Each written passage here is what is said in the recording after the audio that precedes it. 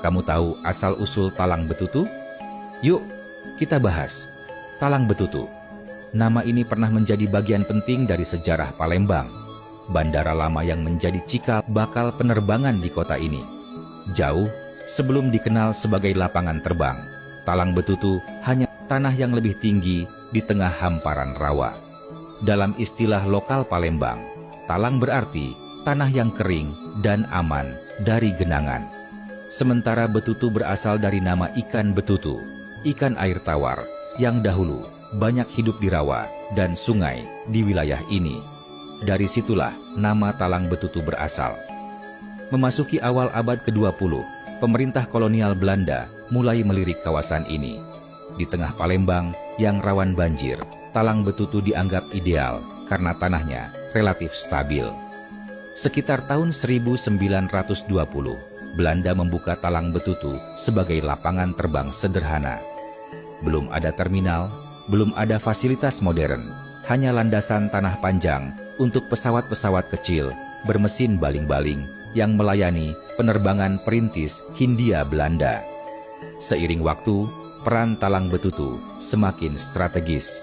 Menjelang Perang Dunia Kedua, lapangan terbang ini mulai dimanfaatkan untuk kepentingan militer. Ketika Jepang menduduki Palembang pada tahun 1942, Talang Betutu diambil alih dan digunakan sebagai pangkalan udara Jepang. Landasan diperkeras, fasilitas diperluas, dan wilayah ini menjadi bagian penting dari jalur logistik dan pertahanan udara. Setelah Jepang menyerah dan Indonesia merdeka, Talang Betutu memasuki fase baru. Lapangan udara ini kemudian digunakan oleh TNI Angkatan Udara, sekaligus tetap melayani penerbangan sipil. Pada masa inilah, Talang Betutu dikenal luas masyarakat Palembang sebagai bandara komersial utama kota. Dari sinilah aktivitas penerbangan sipil Palembang tumbuh. Namun, seiring bertambahnya jumlah penumpang dan kebutuhan bandara yang semakin modern, Talang Betutu tidak lagi mampu mengakomodasi perkembangan tersebut. Lokasinya terbatas dan keberadaannya di kawasan militer membuat pengembangan semakin sulit. Akhirnya, peran Talang Betutu perlahan berakhir.